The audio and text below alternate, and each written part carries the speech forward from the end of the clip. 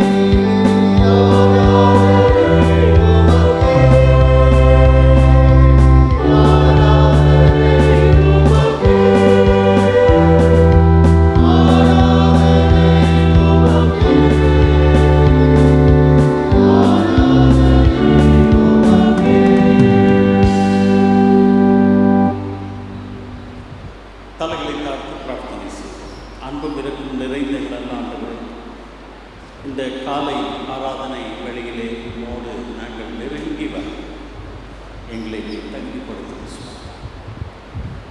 இந்த ஆராதனை மூலமாக நாங்கள் உம்மைக்காக எங்களுடைய கண்களையும் உள்ளங்களையும் திறந்தோம்.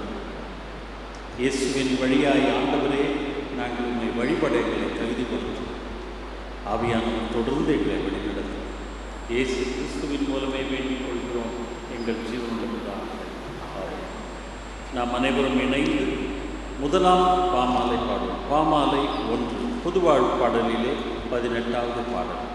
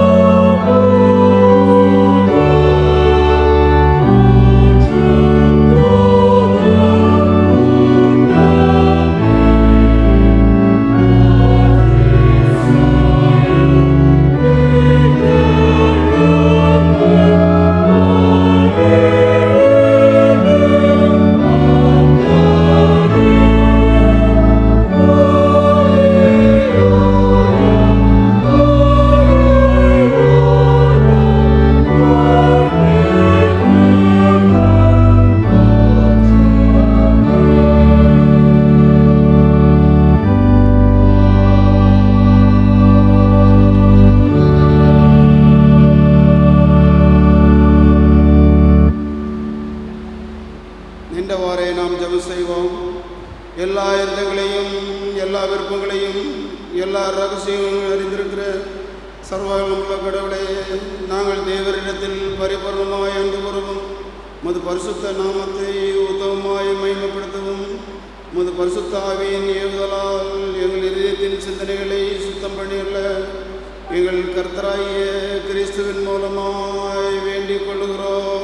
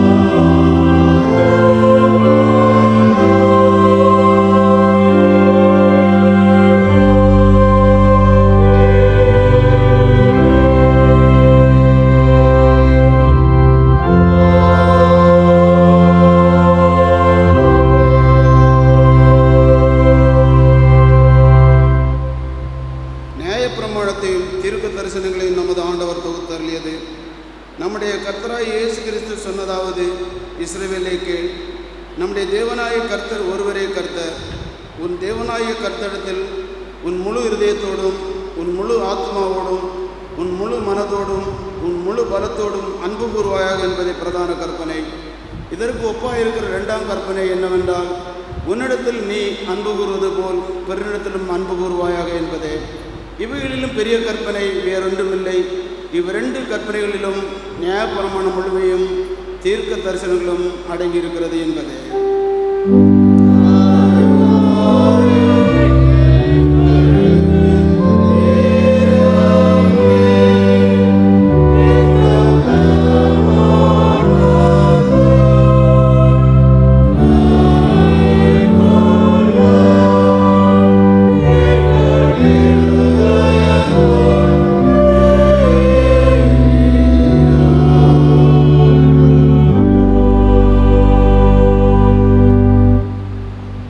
பிரியமானவர்களே, நாம் இப்பொழுது கடவுளை மகா பரிசுத்த வசனத்தை கேட்கவும் ஆண்டவரை ஆராதிக்கவும் இங்கே கூடி வந்துள்ளோம்.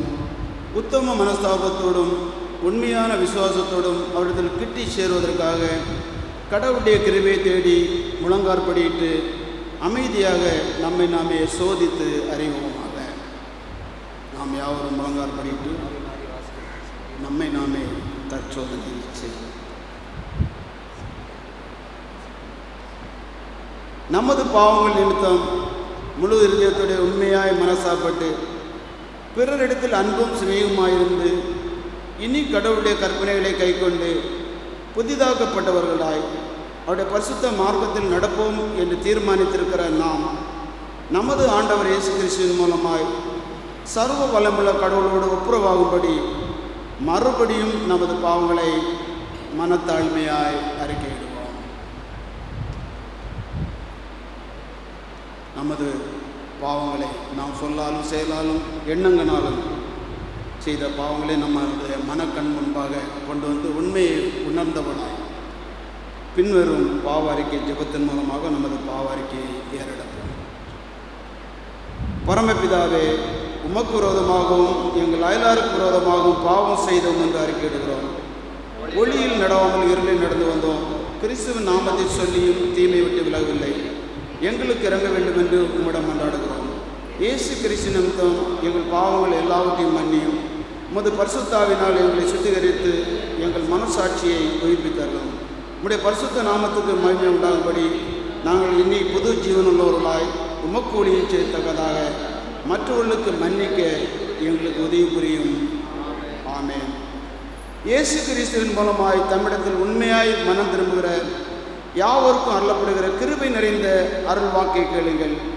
வருத்தப்பட்டு பாரம் சுமக்கிறவர்களே, நீங்கள் எல்லாரும் என்னிடத்தில் வாருங்கள், நான் உங்களுக்கு இளைப்பாறுதல் தருவேன். தேவன் தம்முடைய ஒரே பேரான குமாரனை விசுவாசிக்கிறவன் எவனோ அவன் கெட்டு போகாமல் நித்திய ஜீவனை அடையும்படிக்கு அவரை தந்தருளி இவ்வளவாய் உலகத்தில் அன்பு கொண்டார். பாவிகளை ரட்சிக்க கிறிஸ்து இயேசு உலகத்தில் வந்தார் என்கிற வார்த்தை உண்மையும் எல்லா அங்கீகரிப்புக்கும் பாத்திரமானது. ஒருவன் பாவம் செய்வானானால் நீதிபரராயிருக்கிற இயேசு கிறிஸ்து நமக்காக பிதாவிடத்தில் பரிந்து பேசுகிறவராயிருக்கிறார். நம்முடைய பாவங்களை நிவர்த்தி செய்கிற கிருபாதார பலி அவரே.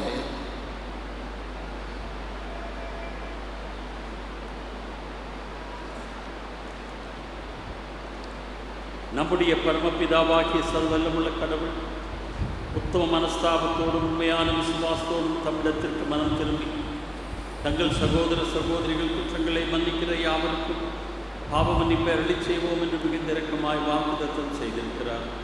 அவர் நம்முடைய ஆண்டவர் இயேசு கிறிஸ்து நிமித்தம் நமக்கு இறங்கி நமது பாவங்கள் எல்லாவற்றையும் மன்னித்து அவைகளில் நின்று நம்மை விடுதலையாக்கும். சகல நன்மையிலும் நம்மை உறுதிப்படுத்தி நிலைநிறுத்தி நம்மை நித்திய ஜீவக்கரையில் சேர்ப்பாராக.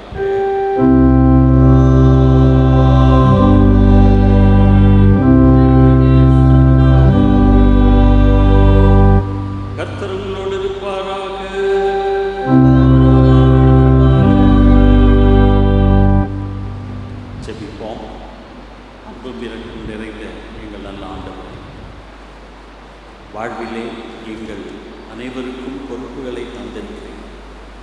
இந்த பொறுப்புகளை நாங்கள் உம்முடைய மகிமைக்காகவும் அனைத்து படைப்பினுடைய நன்மைக்காகவும் நிறைவேற்றத்தக்கதாக எங்களுக்குள்ளே ஒரு புதிய உற்சாகத்தை நீர் தரும்படி நாங்கள் சொல்கிறோம். எல்லா பொறுப்புகளை நிறைவேற்றுகின்ற ஒரு வல்லமையை நீர் எங்களுக்கு தருகிறீர் என்ற நம்பிக்கையோடு இந்த பொறுப்புகள் அனைத்தையும் உடைய நாம் மகிமைக்காக நிறைவேற்ற நீர் அருள் புரிய வேண்டும் என்று ஆண்டவர் மீட்புறமாகிய இயேசு கிறிஸ்துவின் மூலமே வேண்டிக் கொள்கிறோம் எங்கள் ஜீவனுள்ள பிதாவே.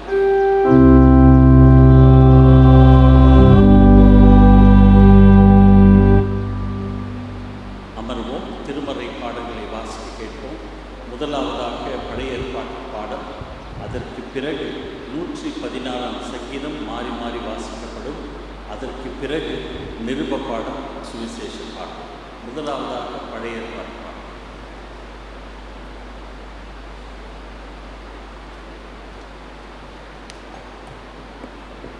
வாசிக்க வேண்டிய முதலாம் வேத பாடம் யாத்ராகமம் 36ஆம் அதிகாரம் வசனங்கள் 2 முதல் 7 வரை. யாத்ராகமம் 36ஆம் அதிகாரம் வசனங்கள் 2 முதல் 7 வரை. பெசலேலையும் அகோலியாபையும் கர்த்தரால் ஞானமடைந்து அந்த வேலைகளை செய்ய வரும்படி தங்கள் இருதயத்தில் எழுப்புதலடைந்த ஞான இருதயத்தாராகிய எல்லாரையும் மோசே வரவழைத்தான். அவர்கள் இஸ்ரவேல் புத்திரர் திருப்பணிக்கெடுத்த சகல வேலைகளுக்காகவும் கொண்டு வந்த காணிக்கை பொருள்களை எல்லாம் மோசேயினிடத்தில் வாங்கி கொண்டார்கள். பின்னும் ஜனங்கள் காலைதோறும் தங்களுக்கு இஷ்டமான காணிக்கைகளை அவனிடத்தில் கொண்டு வந்தார்கள். அப்பொழுது பரிசுத்த ஸ்தலத்து வேலைகளை செய்கிற வேய்கள் யாவரும் அவரவர் செய்கிற வேலையின் காரியமாய் வந்து மோசேயை நோக்கி, கர்த்தர் செய்யும்படி கற்பித்த வேலைக்கு வேண்டியதற்கு அதிகமான பொருள்களை ஜனங்கள் கொண்டு வருகிறார்கள் என்றார்கள். அப்பொழுது மோசே, இனி புருஷர்களாவது ஸ்திரீகளாவது பரிசுத்த ஸ்தலத்துக்கென்று காணிக்கையாக ஒரு வேலையும் செய்ய வேண்டாம் என்று பாளையம் எங்கும் கூறும்படி கட்டளையிட்டான். இவ்விதமாய் ஜனங்கள் கொண்டு வருகிறது நிறுத்தப்பட்டது. செய்ய வேண்டிய எல்லா வேலைகளுக்கும் போதுமான பொருள்கள் இருந்ததுமல்லாமல் அதிகமாயும் இருந்தது. வாசிக்க வேண்டிய முதலாம் வேத பாடம் வாசித்தாயிற்று. தேவனே உமக்கு மகிமை உண்டாவதாக. ஆமேன்.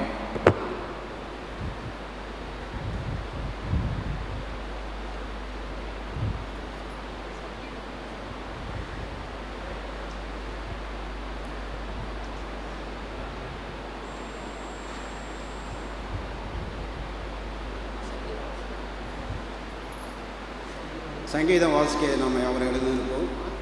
மாறி மாறி வாசிக்கும்படியான சங்கீதம் 116 சங்கீதத்தை மாறி மாறி. கர்த்தர் என் சத்தத்தையும் என் விண்ணப்பத்தையும் கேட்டதினால் அவரில் அன்பு கூறுகிறேன்.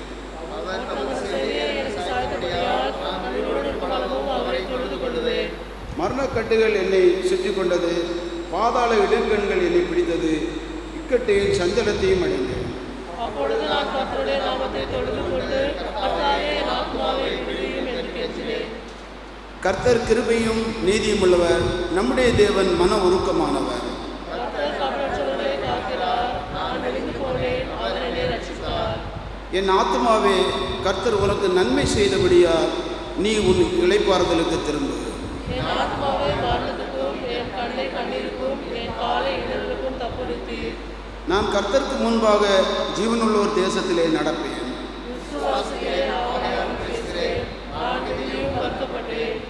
எந்த மனுஷனும் பொய்யன் என்று என் மனக்கலக்கத்திலே சொன்னேன்.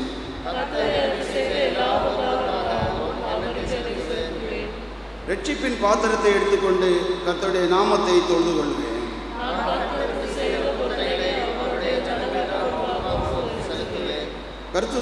கர்த்தருடைய பரிசுத்தவான்களின் மரணம் அவர் பார்வைக்கு அருமையானது.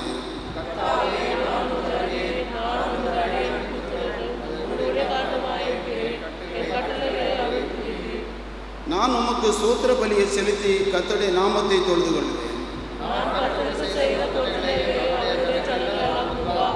யாவரும் சேர்ந்து கர்த்தருடைய ஆலயத்தின் பிரகாரங்களிலும் எருசலேமின் உன் நடுவிலும் நிறைவேற்றுவேன். அல்லேலூயா. பிதாவுக்கும் குமாரனுக்கும் பரிசுத்த ஆவிக்கும் மகிமை உண்டாவதாக.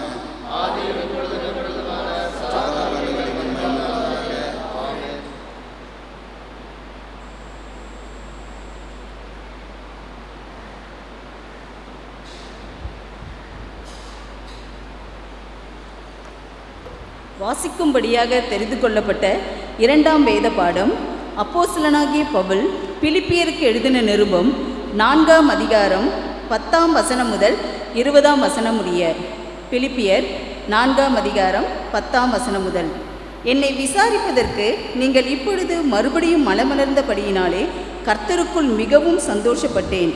இப்படி செய்ய எண்ணம் கொண்டிருந்தீர்கள், சமயம் மாத்திரம் உங்களுக்கு நேரிடவில்லை. என் குறைச்சலினால் நான் இப்படி சொல்லுகிறதில்லை. ஏனெனில் நான் எந்த நிலைமையில் இருந்தாலும் மனரம்மியமாய் இருக்க கற்றுக்கொண்டேன். தாழ்ந்திருக்கவும் எனக்கு தெரியும், வாழ்ந்திருக்கவும் எனக்கு தெரியும். எவ்விடத்திலும் எல்லாவற்றிலும் திருப்தியாயிருக்கவும் பட்டினியாயிருக்கவும் பரிபூர்ணமடையவும் குறைவுபடவும் போதிக்கப்பட்டேன்.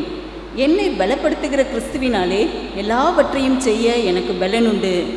ஆகிலும் நீங்கள் என் உபத்திரவத்தில் என்னோடே உடன்பட்டது நலமாயிருக்கிறது. மேலும் பிலிப்பியரே, சுவிசேஷத்தின் ஆரம்பத்திலே நான் மக்கதோனியாவிலிருந்து புறப்பட்ட போது கொடுக்கல் வாங்கல் காரியத்தில் நீங்கள் மாத்திரம் எனக்கு உடன்பட்டதே அல்லாமல் வேறொரு சபையும் உடன்படவில்லை என்று நீங்கள் அறிந்திருக்கிறீர்கள். நான் தெசலோனிக்கேவில் இருந்தபோதும் என் குறைச்சலை நீக்கும்படி நீங்கள் இரண்டொரு தரம் அனுப்பினீர்கள். உபகாரத்தை நான் நாடாமல் உங்கள் கணக்குகளுக்கு பலன் பெருகும்படியே நாடுகிறேன். எல்லாம் எனக்கு கிடைத்தது, பரிபூர்ணமும் உண்டாயிருக்கிறது. உங்களால் அனுப்பப்பட்டவைகளை சுகந்த வாசனையும் தேவனுக்கு பிரியமுமான உகந்த பலியுமாக தீத்துவின் கையில் வரப்பற்றி கொண்டபடியால் நான் திருப்தி அடைந்திருக்கிறேன். என் தேவன் தம்முடைய ஐஸ்வரியத்தின்படி உங்கள் குறைவையெல்லாம் கிறிஸ்து இயேசுவுக்குள் மகிமையிலே நிறைவாக்குவார். நம்முடைய பிதாவாகிய தேவனானவருக்கு என்றென்றைக்கும் மகிமை உண்டாவதாக. ஆமேன். வாசிக்கும்படியாக தெரிந்து கொள்ளப்பட்ட வேத பாடம் வாசித்து முடிந்தாயிற்று. கிறிஸ்துவே உமக்கே மகிமை உண்டாவதாக. ஆமேன். சுவிசேஷ வேத பாடத்திற்காக நாம் எழுதியிருக்கிறோம். இந்த நாளுக்கென்று தெரிந்து கொள்ளப்பட்ட சுவிசேஷ பகுதி பரிசுத்த லூக்கா எழுதிய சுவிசேஷம் 19ஆம் அதிகாரம் 11ஆம் வசனத்திலிருந்து உள்ள பகுதியை வாசித்து கேட்போம். லூக்கா எழுதிய சுவிசேஷம் 19ஆம் அதிகாரம் 11ஆம் வசனம். அவர்கள் இவைகளை கேட்டுக்கொண்டிருக்கையில் அவர் எருசலேமுக்கு சமீபித்திருந்தபடியினாலும் தேவனுடைய ராஜ்யம் சீக்கிரமாய் வெளிப்படும் என்று அவர்கள் நினைத்தபடியினாலும் அவர் ஒரு உவமையை சொன்னார். பிரபுவாக்கிய ஒருவன் ஒரு ராஜ்யத்தை பெற்றுக்கொண்டு திரும்ப வரும்படி தூர தேசத்திற்கு போக புறப்பட்டான். புறப்படும்போது அவன் தன் ஊழியக்காரில் 10 பேரை அழைத்து அவர்களிடத்தில் 10 ராத்தல் திரவியம் கொடுத்து, நான் திரும்ப வரும் அளவும் இதை கொண்டு வியாபாரம் பண்ணுங்கள் என்று சொன்னான். அவனுடைய ஊரார் அவனை பகைத்து, இவன் எங்கள் மேல் ராஜாவாய் இருக்கிறது எங்களுக்கு மனதில்லை என்று சொல்லும்படி அவன் பின்னே ஸ்தானாதிபதிகளை அனுப்பினார்கள். அவன் ராஜ்யத்தை பெற்றுக்கொண்டு திரும்பி வந்தபோது தன்னிடத்தில் திரவியம் வாங்கியிருந்த அந்த ஊழியக்காரர்கள் அவனவன் திரவியம் வியாபாரம் பண்ணி சம்பாதித்தது இவ்வளவு என்று அறியும்படி அவர்களை தன்னிடத்தில் அழைத்து வரச் சொன்னான். அப்பொழுது முந்தினவன் வந்து, ஆண்டவனே, உம்முடைய ராத்தலினால் 10 ராத்தல் ஆதாயம் கிடைத்தது என்றார். எஜமான் அவனை நோக்கி, நல்லது, உத்தம ஊழியக்காரனே, நீ கொஞ்சத்தில் உண்மை உள்ளவனாய் இருந்தபடியால் 10 பட்டணங்களுக்கு அதிகாரியாய் இரு என்றார். அப்படியே 2ஆம் ஊழியக்காரன் வந்து, ஆண்டவனே, உம்முடைய ராத்தலினாலே 5 ராத்தல் ஆதாயம் கிடைத்தது என்றான். அவனையும் அவன் நோக்கி, நீயும் 5 பட்டணங்களுக்கு அதிகாரியாயிரு என்றான். பின்பு வேறொருவன் வந்து, ஆண்டவனே, இதோ உம்முடைய ராத்தல், இதை ஒரு சீலையிலே வைத்திருந்தேன். நீர் வைக்காததை எடுக்கிறவரும் விதைக்காததை அறுக்கிறவருமானவர் கடினமுள்ள மனுஷன் என்று அறிந்து உமக்கு பயந்திருந்தேன் என்றான். அதற்கு அவன், பொல்லாத ஊழியக்காரனே, உன் வாய்ச்சொல்லை கொண்டே உன்னை நியாயம் தீர்க்கிறேன். நான் வைக்காததை எடுக்கிறவனும் விதைக்காததை அறுக்கிறவனுமான கடினமுள்ள மனுஷன் என்று அறிந்தாயே. பின்னை ஏன் நீ என் திரவியத்தை காசுக்கடையிலே வைக்கவில்லை? வைத்திருந்தால் நான் வரும்போது அது வட்டியோட வரப்பற்றிக் கொள்வேனே என்று சொல்லி சமீபமாய் நிற்கிறவர்களை நோக்கி அந்த ராத்தலை அவன் கையிலிருந்து எடுத்து 10 ராத்தல் உள்ளவனுக்கு கொடுங்கள் என்றார். அதற்கு அவர்கள், ஆண்டவனே, அவனுக்கு 10 ராத்தல் இருக்கிறதே என்றார்கள். அதற்கு அவன், உள்ளவன் எவனுக்கும் கொடுக்கப்படும், இல்லாதவனிடத்தில் உள்ளதும் எடுத்து கொள்ளப்படும் என்று உங்களுக்கு சொல்லுகிறேன்.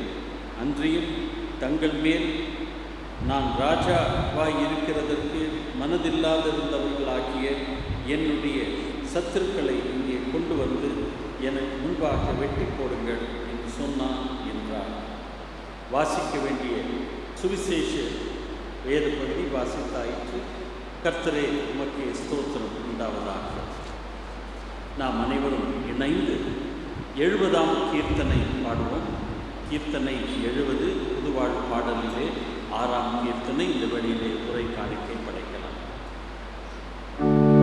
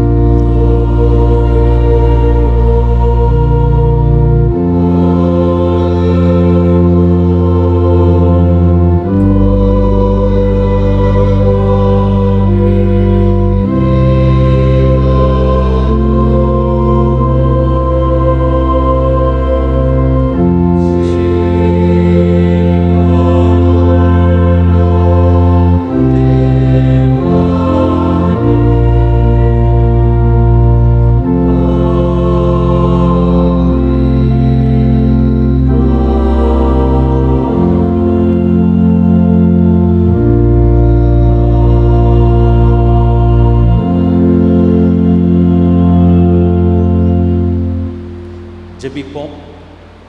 உம்முடைய வார்த்தைகள் ஜீவனுள்ளது ஆண்டவரே. ஜீவனுள்ள உம்முடைய வார்த்தைகளை எங்களுடைய வாழ்விற்கு பயனுள்ளதாய் அமையத்தக்கதாக ஜீவனுள்ள தேவனே, ஜீவாவியாக்கிய இயேசுவின் வழியாய், புது வாழ்வளிக்கும் பரிசுத்த ஆவியின் வழியாய் உம்முடைய வார்த்தைகளை புரிந்து கொள்ள நீர் கிருபை புரிய வேண்டும் என்று இயேசு கிறிஸ்துவின் மூலமே வேண்டிக் கொள்கிறோம் எங்கள் ஜீவனுள்ள பிதாவே, ஆமென். இயேசு கிறிஸ்துவின் இனிய நாமத்திலே உங்கள் யாவரையும் வாழ்த்துகிறேன். இன்று நாம் சிந்திக்க கொடுக்கப்பட்ட தலைப்பு பொறுப்பாண்மை. ஆங்கிலத்திலே ஸ்டூவர்ட்ஷிப் என்று சொல்வார்கள். இதில் குறிப்பாக இந்த பொறுப்பாண்மையிலே வெளிப்படைத்தன்மை, டிரான்ஸ்பரன்சி, அது மட்டுமல்ல கணக்கு கொடுக்கும் தன்மை, கணக்கு ஒப்புவித்தல், கணக்கு ஒப்படைத்தல், அக்கௌண்டபிலிட்டி என்று சொல்வார்கள். பொறுப்பாண்மை என்று சொல்லும் பொழுது ஆங்கிலத்திலே பயன்படுத்தும் இந்த சொல்லானது ஸ்டூவர்ட்ஷிப் என்ற சொல்லானது இன்று அதிகமாக பயன்படுத்துவது கிடையாது. ஸ்டூவர்ட் என்ற ஒரு சொல் குதிரை பந்தயம் நடக்கும் இடத்திலே அந்த குதிரையை மேற்பார்வையிடும் ஒருவராகவும், பெரிய ஓட்டல்களிலே பொறுப்பாக இருப்பவர்களுக்கு ஸ்டூவர்ட் என்று பெயரிடுவார்கள், என்று அழைப்பார்கள். எனவே தான் தமிழிலே அதை பொறுப்பாண்மை என்று மொழிபெயர்க்கப்பட்டிருக்கிறது. பழைய தமிழிலே உக்கிரானத்துவம் என்ற ஒரு சொல் பயன்படுத்தப்படுகிறது. இந்த பொறுப்பாண்மை என்பது ஏதோ நம்முடைய பணியில் மட்டுமல்ல, வாழ்வினுடைய ஒவ்வொரு பகுதியிலும் நாம் பொறுப்புள்ளவர்களாக பணியாற்ற கடவுள் நம்மை அழைக்கிறார். நம்முடைய உறவுகள், நம்முடைய அனுதின பழக்க வழக்கங்கள், நம்முடைய பணி அனைத்திலும். அதில் குறிப்பாக இன்று நாம் காணக்கூடிய 2 முக்கிய தன்மைகள் வெளிப்படைத்தன்மை, டிரான்ஸ்பரன்சி. எதை செய்தாலும் வெளிப்படையாக யார் வந்து பார்த்தாலும் அதிலே தவறு இல்லாதவாறு செய்தல். இன்னொன்று கணக்கு ஒப்புவித்தல். அதாவது நான் இதை கணக்கு கொடுக்கணும் என்று ஒரு பொறுப்போட பணிகளை நிறைவேற்ற அழைக்கப்படும் 2 குணாதிசயங்களை மையமாய் வைத்து சிந்திக்க நாம் அழைக்கப்படுகின்றோம். கொடுக்கப்பட்ட 3 திருமறை பகுதிகள், அதில் பழைய ஏற்பாட்டு பகுதியை உங்களோடு பகிர்ந்து கொள்ள ஆசைப்படுகின்றேன். முதலாவதாக தேவாலயத்திற்காக, அதாவது கூடாரம், தேவாலயம் அப்பொழுது அவர்கள் கட்டவில்லை. கூடாரத்திலே கடவுளுடைய ஸ்தலத்திற்காக காணிக்கை கேட்ட சமயத்திலே அந்த காணிக்கையை மக்கள் கொண்டு வந்து கொடுக்கும் ஒரு காட்சியை காண்கிறோம். இந்த காணிக்கையை பெற்ற அங்கே இருந்த அந்த பணியை செய்பவர்கள் மோசேயிடம், ஐயா, நமக்கு தேவைக்கு அதிகமாக வந்திருக்கிறது, நிறுத்த சொல்லுங்கள் என்று சொன்னார். மோசே மக்களை பார்த்து, கூடாரத்திற்கு வேண்டிய காணிக்கை வந்துவிட்டது, இனி வேண்டாம் என்று சொன்னார். அதே போன்று பவுலடியாருடைய வாழ்வு, பிலிப்பியர் 10-20 வசனங்கள் வரை பவுலடியார் பிலிப்பியர் தனக்கு செய்த உதவிகள் மட்டுமல்ல, தன்னுடைய வாழ்வை கடவுளுடைய சமூகத்திலே அல்லது திருப்பணியை கடவுளுடைய சமூகத்திலே எப்படி நிறைவேற்றியதாக ஒரு நிறைவு கடிதமாக அந்த பகுதி அமைவதை நாம் காணுகின்றோம். Paul tells the church Philippi that I received your money and I have given it to people. So Paul gives an account of the donations he received from the Philippi church. பிலிப்பி சபையிலிருந்து, மக்கதோனியா சபையிலிருந்து வந்த காணிக்கையை எப்படி பவுலடியார் பயன்படுத்தினார் என்பதை குறித்தான ஒரு கணக்கு கொடுக்கும் ஒரு பகுதியாகவும் அந்த பகுதியை நாம் காணலாம். எனவே எனக்கு அருமையானவர்கள், இந்த பின்னணியிலே தான் லூக்கா எழுதின சுவிசேஷம் 19ஆம் அதிகாரம் 11ஆம் வசனத்திலே இருக்கும் ஓமையை காண உங்களை நான் அழைக்கிறேன். இதே போன்ற ஒரு ஓமை மத்திய எழுதின சுவிசேஷம் 25ஆம் அதிகாரத்திலே இருப்பதையும் நாம் பார்த்திருக்கிறோம். ஆனால் இந்த இரண்டிற்கும் ஒப்புமையும் இருக்கிறது, சில வேறுபாடுகளும் இருக்கிறது. அதை நான் இங்கே முக்கியப்படுத்த விரும்பவில்லை. மாறாக இந்த ஓமையை நமக்கு எடுத்து கூறும் கருத்துக்களை நாம் சிந்திக்க அழைக்கப்படுகின்றோம். ஒரு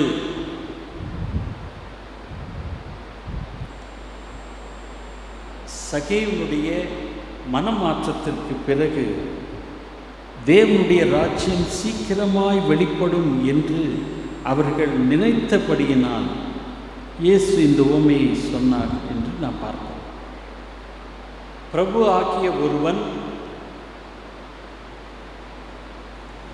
அவன் எங்கே செல்கிறான்?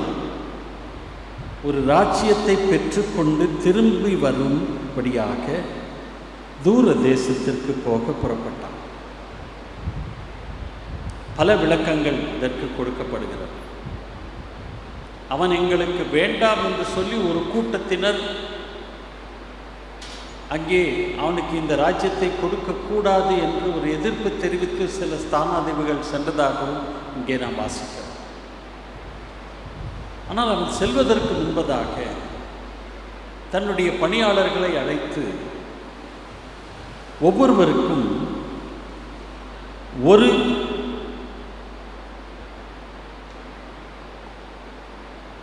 ராத்தல் கொடுத்ததாக காணுகிறோம். அப்படி என்றால் 10 ராத்தல் என்று சொல்லும் பொழுது ஒவ்வொருவனுக்கும் ஒரு ராத்தல் கொடுத்து அவன் சென்றதாக நாம் காணுகிறோம். அதாவது இந்த ராத்தலை பெறுகிறவர்கள் திரவியம் தேட வேண்டும் என்ற ஒரு நோக்கத்தோடு கொடுத்து செல்கிறான். அவன் திரும்பி வரும் சமயத்திலே தன்னிடத்திலிருந்து 10 ராத்தல் பெற்றவர்களை அவன் அழைக்கிறான்.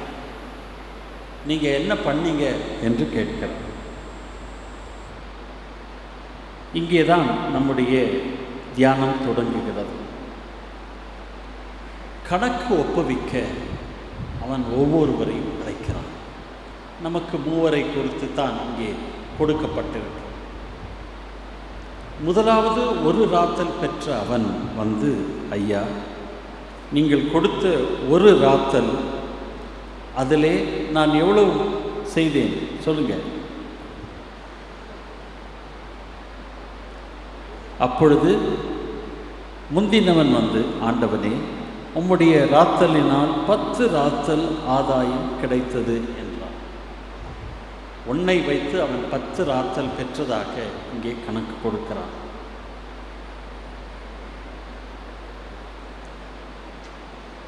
கடவுள் நம் ஒவ்வொருவருக்கும் தாலந்துகளை கொடுத்திருக்கிறார். தாலந்து இல்லாத ஒரு மனிதன் இந்த உலகத்திலே ஒருவனும் கிடையாது. அதாவது பொறுப்பு என்று இல்லாதவன் இந்த உலகத்திலே ஒருவனும் கிடையாது. ஒருவேளை சிலர் தங்களுடைய உடல், உள்ளம் இவற்றையெல்லாம் அவர்கள், அதாவது உடல் ஊனமுற்றவர்கள் என்று சொல்லுபவர்கள், அதிலே குறிப்பாக மன நலம் குன்றியவர்களை நாம் பார்த்திருக்கோம். அவர்களிடத்திலிருந்து என்ன பணி எதிர்பார்ப்பது என்று ஒருவேளை நமக்கு இன்னும் சில குழப்பம் இருக்கலாம். அவர்களிலும் சிலர் பணியாற்றுகிறார்கள், பணி செய்கிறார்கள் என்பதை நாம் அறிந்து கொள்கிறோம். அவர்களை தவிர பொதுவாக இந்த உலகத்திலே இருப்பவர்கள் அனைவருக்கும் கடவுள் பணியை கொடுத்திருக்கிறார். அவரவர்களுடைய தகுதிக்கு ஏற்ப கடவுள் பணியை கொடுத்திருக்கிறார் என்று மத்தேயு எழுதின சுவிசேஷத்திலே 25ஆம் அதிகாரம் இந்த ஓமையினுடைய ஒப்புமை ஓமையிலே பார்க்கும் பொழுது கடவுள் கொடுத்திருக்கிறார். Each according to his ability. எனக்கு கடவுள் எதுவுமே தரவில்லை என்று ஒருவனும் சொல்ல முடியாது. ஒவ்வொருவனுக்கும் கடவுள் தாலந்துகளை கொடுத்திருக்கிறார். அது மட்டுமல்ல, இந்த தாலந்துகள் எல்லாம் கடவுளிடத்திலிருந்து வந்தது என்பதை நாம் தெளிவாக புரிந்து கொள்ள வேண்டும். God is the source of all the work that we have in this world. கடவுளிடத்திலிருந்து நாம் பெற்றதன் காரணமாக இந்த பணியில் ஒவ்வொன்றும் செய்வதற்கு கடவுள் நமக்கு ஞானத்தையும் சிந்தையையும் அனைத்தையும் தருகிறார். God not only gives work or talents, but gives the wisdom to use the talent. இந்த பணிகளை எல்லாம் செய்ய கடவுள் நமக்கு ஞானத்தையும் தருகிறார். பணியை கடவுள் தருகிறார். பணி கடவுளிடத்திலிருந்து வருகிறது. பணியை செய்ய கடவுள் தாலந்துகளை ஞானத்தையும் தருகிறார். அது மட்டுமல்ல, நாம் செய்யும் எல்லா பணியும், நேர்மையான எல்லா பணியும் மற்றவர்களுக்கு அது நன்மை பயக்கத்தக்கதாக அமைந்து இருக்கிறது என்பதை நாம் மறந்துவிடக்கூடாது. ஒருவர் ஒரு நாணயத்தை குறித்து எனக்கு ஒரு கதை சொன்னார். என்னுடைய ஆசிரியர், தமிழ் ஆசிரியர். நாணயம் என்னிடத்திலே இருந்தால் அது என்னிடத்திலே இருந்துவிடும். ஆனால் அந்த நான் என்னுடைய ஒரு பொருளுக்காக அந்த நாணயத்தை கொடுக்கும் சமயத்திலே அந்த நாணயமானது அவருக்கு பயனுள்ளதாக இருக்கிறது. இப்படி அந்த நாணயமானது சுற்றி சுற்றி கடைசியிலே அந்த நாணயம் என்னிடத்திலே வந்து விடுகிறது என்று இந்த நாணயத்தை குறித்து அவர் அருமையாக ஒரு முறை என்னிடத்திலே கதை சொன்னார். அப்படி என்றால் நம்முடைய ஒவ்வொரு பணியும் ஒருவரை ஒருவர் உந்தி அல்லது மற்றவர்களுடைய பணியை, தேவையை நிறைவேற்றுவதற்காக நாம் பணி செய்கிறோம். அப்படி அவர்கள் பணி செய்யும் பொழுது நீங்கள் சற்று அமர்ந்திருந்து பார்த்தீர்கள் என்றால் உங்களுக்கும் பல பணி செய்து அதனுடைய நன்மையை நாம் அடைகிறோம். எனவே இந்த தாலந்துகளை பயன்படுத்தும் பொழுது எப்பொழுதுமே நாம் கடவுள் எனக்கு கொடுத்தார், கடவுள் நான் செய்கிறேன் மட்டுமல்ல, இதை நான் செய்யும்போது இன்னொருவர் நன்மை அடைகிறார்கள். அவர்கள் நன்மை அடையும் சமயத்திலே அவர்கள் அப்படி அந்த சங்கிலி செயின் போல தொடர்ந்து செல்லும் பொழுது கடைசியிலே அந்த நன்மையை நான் பெறுகிறேன் என்பதை நாம் மறந்துவிடக்கூடாது. எனவே கடவுள் கொடுத்திருக்கும் இந்த தாலந்து, இந்த பணி நமக்கு, அதை நாம் உண்மையோடும் வெளிப்படை தன்மையோடும் செய்யும் சமயத்திலே அதனுடைய நன்மைகள் நமக்கு வரும் என்பதிலே சந்தேகம் கிடையாது. இரண்டாவதாக இந்த பகுதியை இயேசு கிறிஸ்து இந்த உவமையை விளக்கும் பொழுது, தாலந்துகளை பெற்றவர்கள் அதை பதுக்கி வைக்கக்கூடாது என்று சொல்லுகிறார். அப்படி என்றால் எனக்கு கடவுள் பணியை கொடுத்தால் அந்த பணியை நான் செய்ய வேண்டும். முதல் 2 அதாவது ஊழியக்காரர்கள் வந்து தங்களுடைய பணியை குறித்தான கணக்கு ஒப்புவிக்கிறார்கள். ஐயா, நீங்கள் 1 ராத்தல் கொடுத்தீங்க, நான் 10 ராத்தல் பெற்றேன். இன்னொருத்தர் சொல்கிறார், நீங்கள் எனக்கு 1 ராத்தல் கொடுத்தீங்கன்னு நான் 5 ராத்தல் பெற்றேன். அதாவது ஒரு வேளை இந்த ஓமை பிஸ்னஸ் சம்பந்தமாக இருக்கிறது என்று நீங்கள் பொருள் கொள்ளக்கூடாது. அதாவது 1 வச்சா 10 கிடைக்கும், அப்படி அல்ல. மாறாக இந்த ஓமையை பார்க்கும் பொழுது நமக்கு கிடைத்த ராத்தலை, அதாவது பணியை, கடவுள் கொடுத்திருக்கும் தாலந்துகளை நாம் விரிவாக்கம் செய்ய கடவுள் நம்மை அழைக்கிறார். அப்படி விரிவாக்கம் செய்யும் சமயத்திலே கடவுள் அதனால் மகிமைப்படுகிறார் என்று நாம் பார்க்கிறோம்.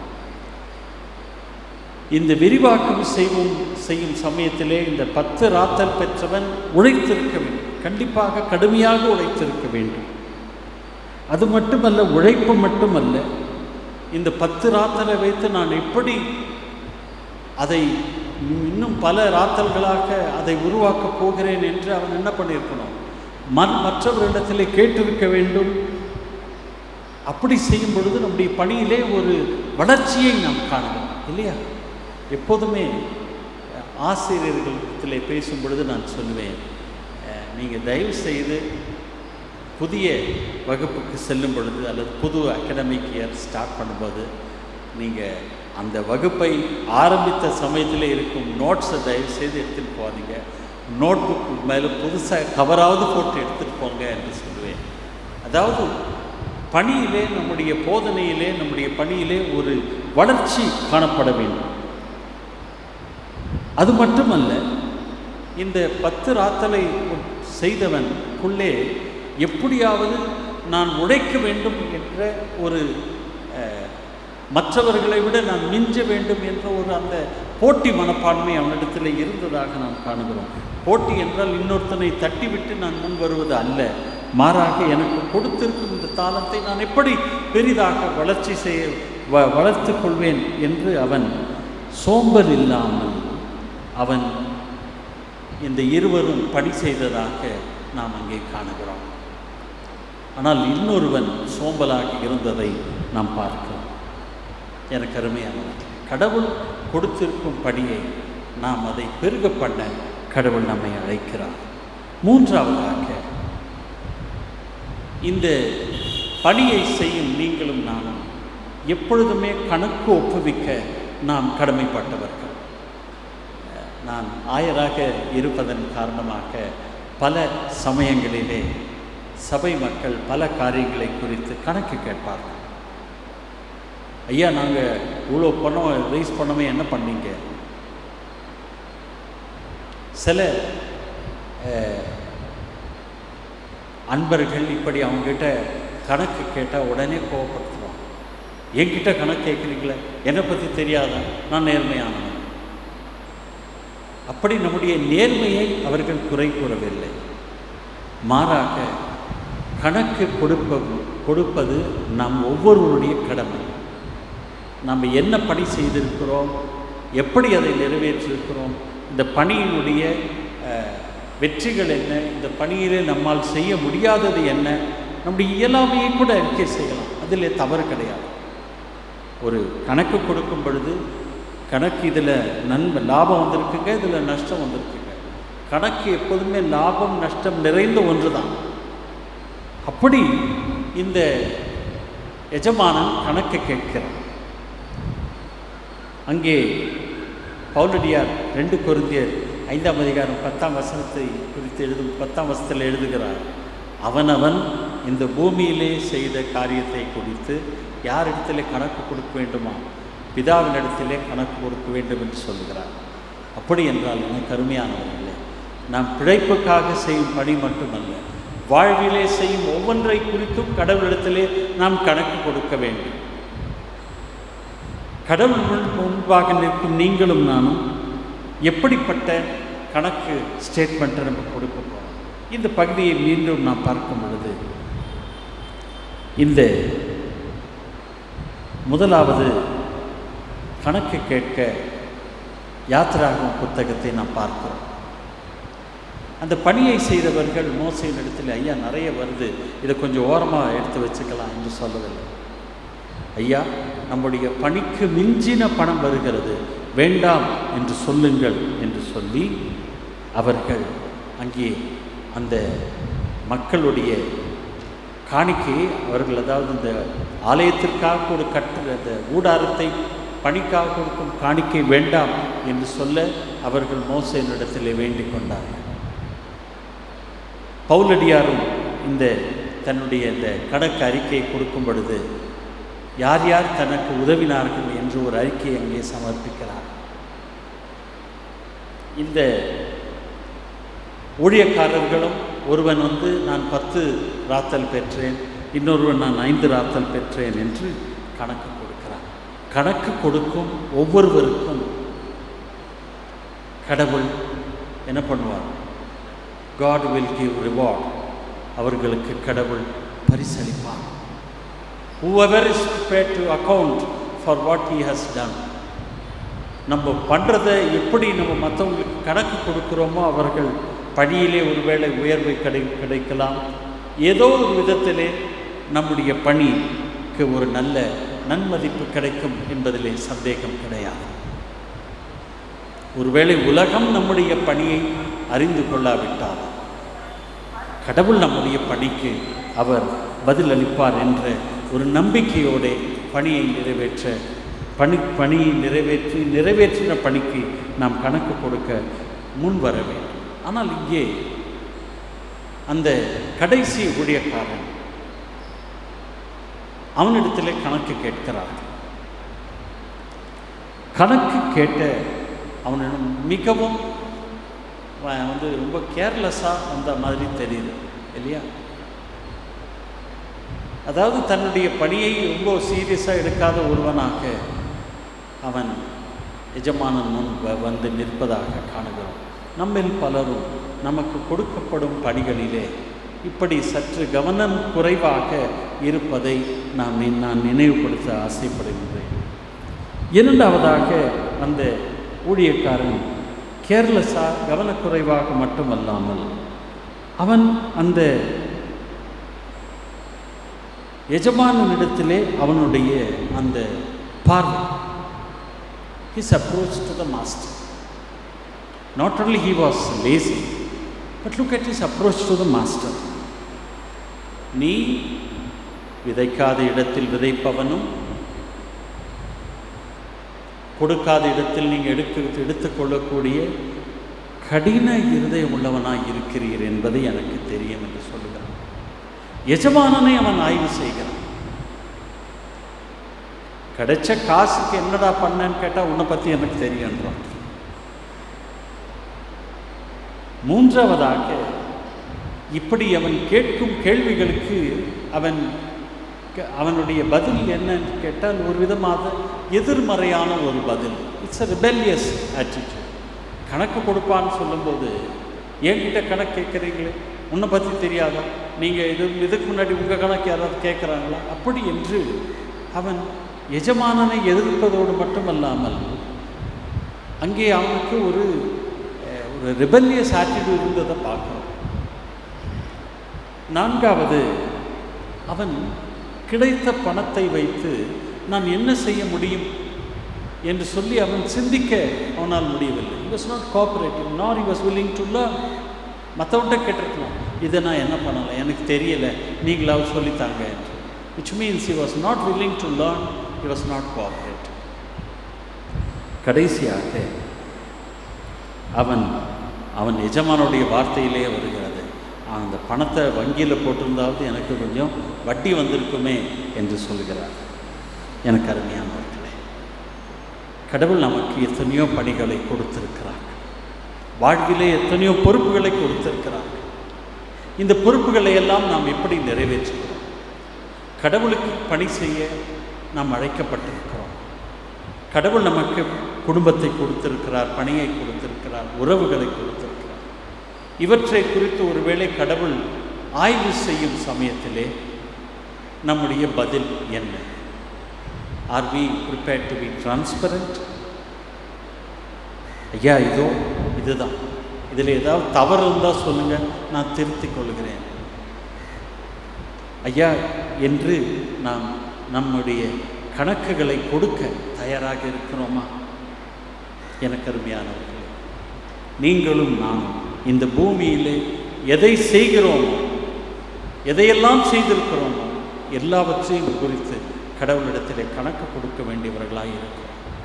எனவே இயேசு கூறிய இந்த உவமையை நம்முடைய எச்சரிக்கையாய் நம்முடைய மனதிலே வைத்து, ஆண்டவரே, எப்பொழுதும் நான் கணக்கு கொடுக்க முன்வர எனக்கு உள்ளே அந்த பொறுமையை,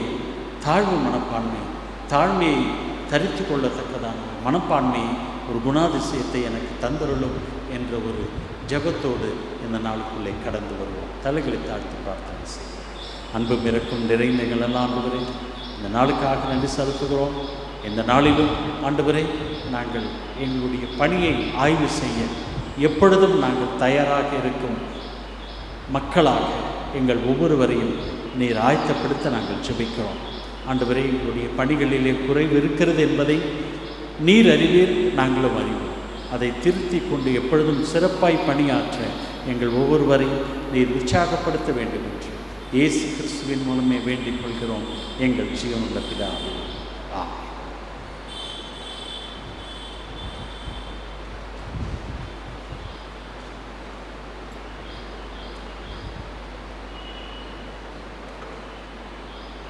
பணித்துவத்தின் இலக்கணம் வெளிப்படைத்தன்மை, பொறுப்பாண்மை என்ற அடிப்படையிலே கர்த்தருடைய வார்த்தையை கேட்ட நாம் யாவரும் எழுந்து நமது விசுவாசத்தை நிச்சய விசுவாச பிரமாணமாக பாடலாக அறிக்கை செய்வோம்.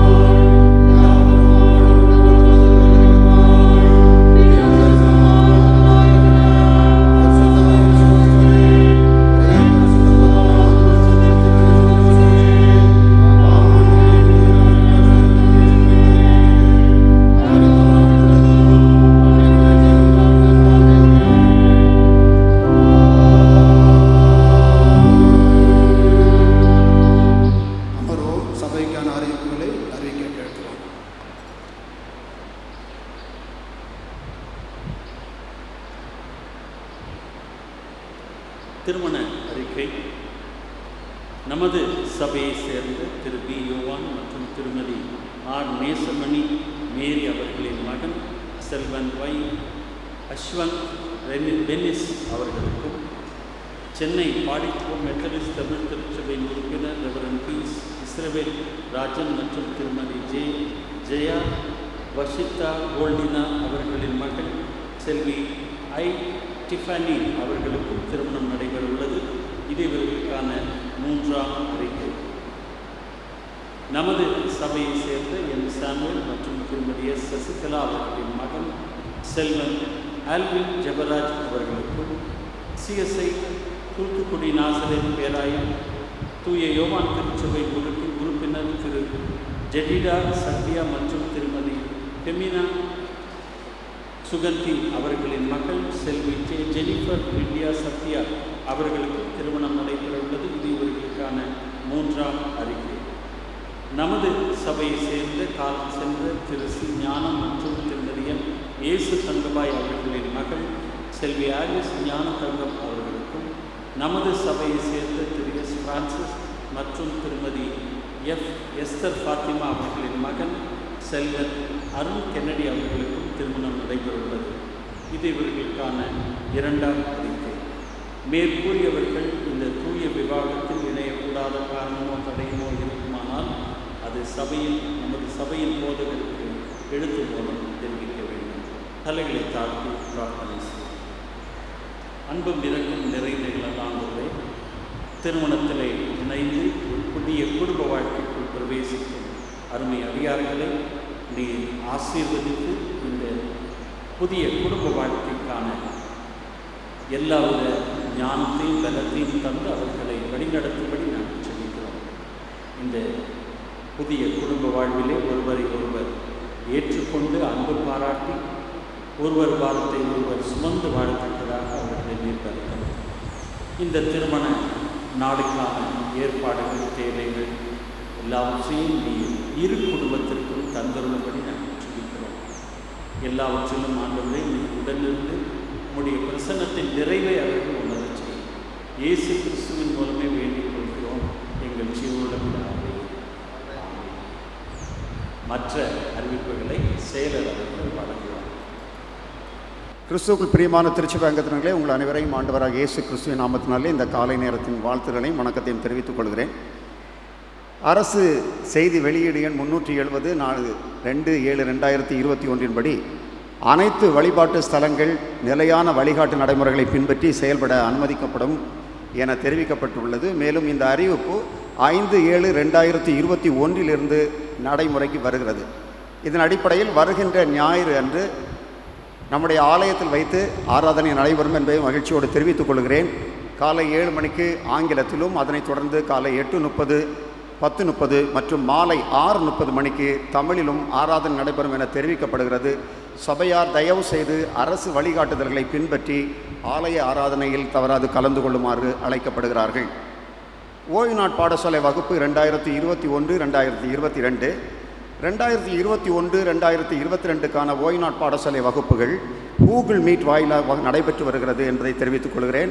பெற்றோர் தயவு செய்து கலந்து கொள்ளாத பிள்ளைகளை ஓய்வு நாட் பாடசாலை வகுப்புகளில் கலந்து கொள்ள உற்சாகப்படுத்துமாறு அன்புடன் கேட்டுக்கொள்கிறேன்.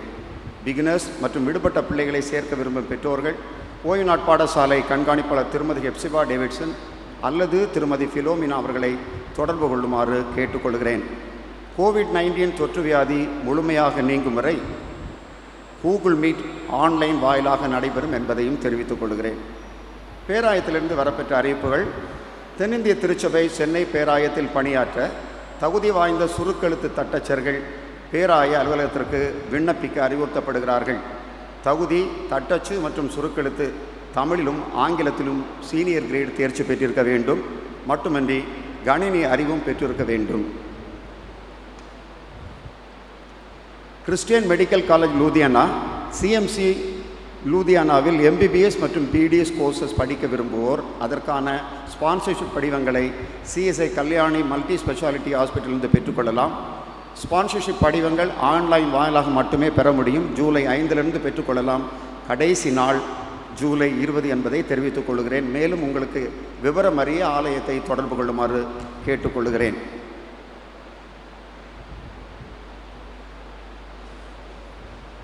கான்ட்ரிபியூஷன் டுவர்ட்ஸ் கோவிட் ரிலீஃப் ஒர்க்குக்காக கொடுத்தவர்களுடைய பெயர்களை நான் வாசிக்கிறேன். Mister V. அருண் செல்வின் குமார் 8000 ரூபாய். பெயர் சொல்ல விரும்பாத திருச்சபை அங்கத்தினர் ரூபாய் 5000 ரூபாய். Miss G. ஆலிஸ் ஞானத்தங்கம் 2000 ரூபாய். மிஸ்டர் மோனி ஜெயக்குமார் 1000 ரூபாய். திருச்சபையினுடைய பல்வேறு ப்ராஜெக்டுகளுக்காக கொடுத்தவருடைய வேரத்தை வாசிக்கிறேன். Mister G. ஜெயக்குமார் 1000 ரூபாய். கொடுத்த நல்ல உள்ளங்களுக்கு திருச்சபையின் சார்பாக நன்றியை தெரிவித்துக் கொள்கிறேன். பிறந்த நாட்களையும் திருமண நாட்களையும் கொண்டாடுகின்ற உங்கள் அனைவரையும் திருச்சபையின் சார்பாக வாழ்த்துகிறேன். இம்மட்டும் காத்த இம்மானுவேல் தொடர்ந்து உங்களுடைய வாழ்க்கையிலே சகலவிதமான ஆசீர்வாதங்களையும் பரத்திலிருந்து தர ஜெபித்துக் கொள்கிறேன். நன்றி.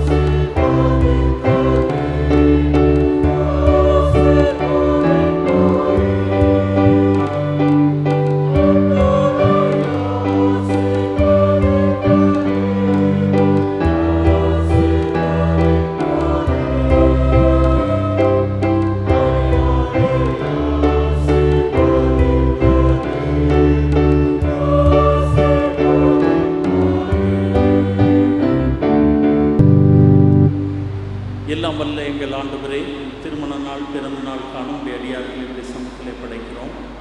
ஆண்டவரே, இந்நாள் வரை அவர்களை நீர் ஆசீர்வதித்து பலப்படுத்தி வந்து இந்த புதிய ஆண்டிலும் புதிய கிருபைகள் நன்மைகள் அவர்களுடைய எதிர்பார்ப்புகள் எல்லாவற்றையும் நீர் நிறைவேற்றி நாங்கள் ஜெபிக்கிறோம். ஆண்டவரே, அவர்களுடைய பயங்கள், சந்தேகங்கள் எல்லாவற்றையும் நீர் நீக்கி போட்டு உண்மையிலே கொண்டிருக்கும் விசுவாசத்திலே இன்னும் உறுதியாய் இருந்து உம்முடைய சாட்சிகளாய் அவர்கள் வாழ அருள் புரிய வேண்டும் என்று கிறிஸ்து இயேசுவின் மூலமே வேண்டிக் கொள்கிறோம் எங்கள் ஜீவனுள்ள பிதாவே. ஆமென். நாம் அனைவரும் எழுந்து நின்று புதுவாழ் பாடல் 34வது பாடலை பாதம் பணிந்தேன் என்ற பாடலை நாம் பாடுவோம். புதுவாழ் பாடல் 34.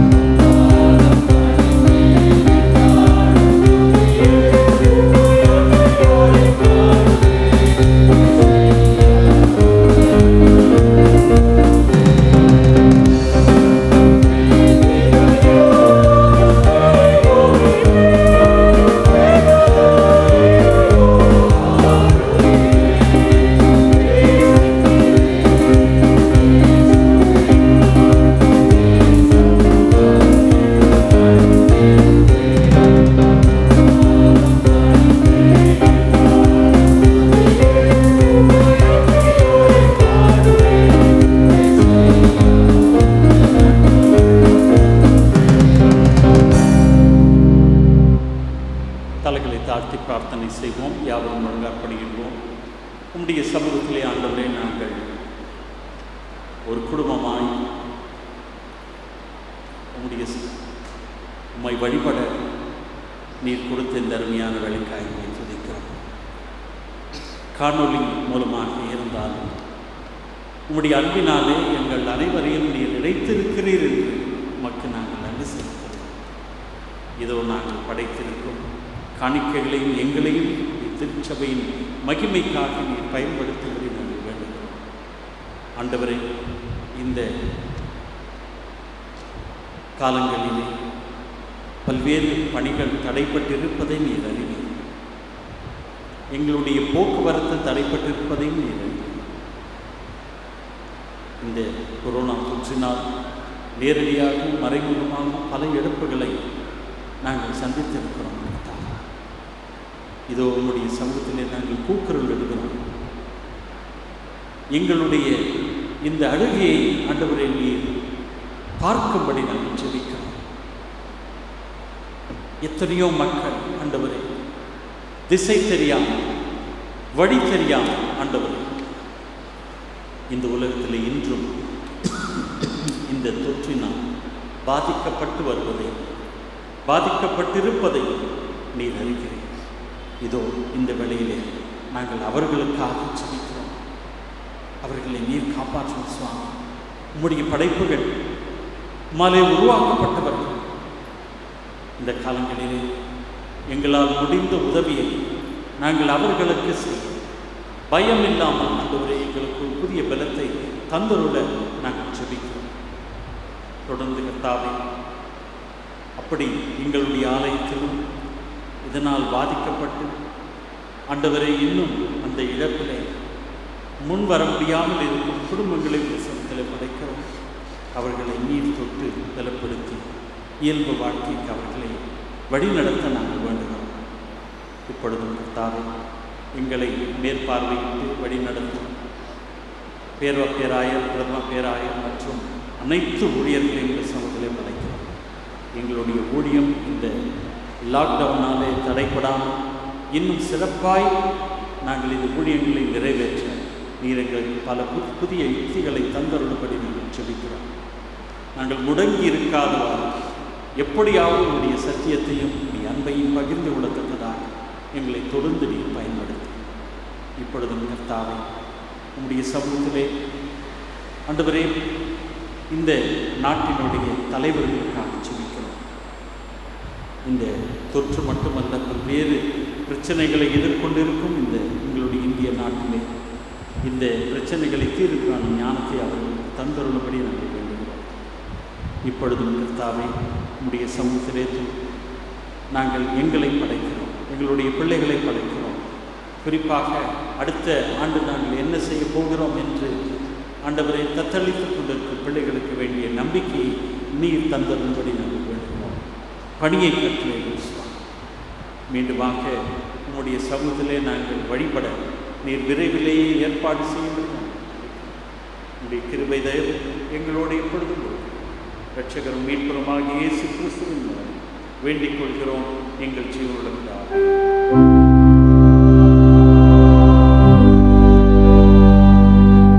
ஆண்டவர் கற்றுத்தந்த ஜெபத்தை நாம் அனைவரும் சேர்ந்து ஏற்போம்.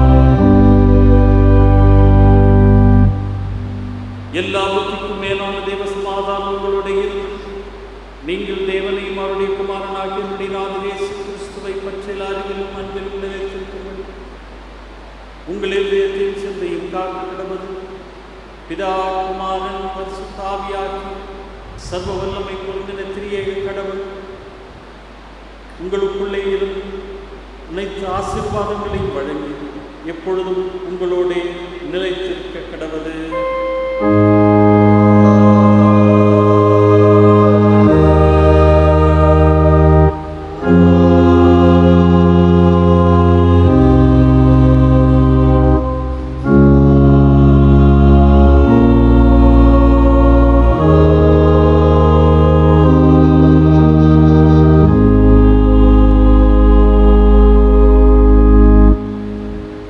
நாம் அனைவரும் 324வது பாமாலை பாடுவோம். பாதை காட்டுமான யெகோவா என்ற பாடலை பாடுவோம்.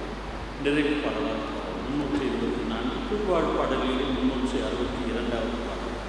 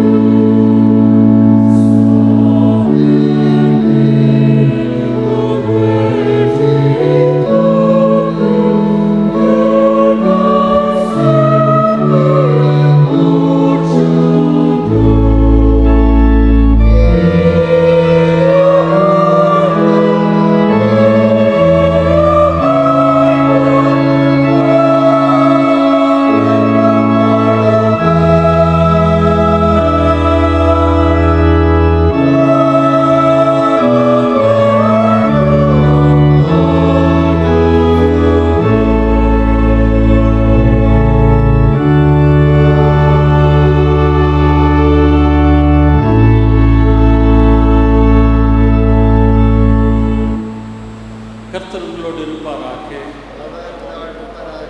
சமாதானத்தோடு போய் வர கடவோம். God bless you, friends.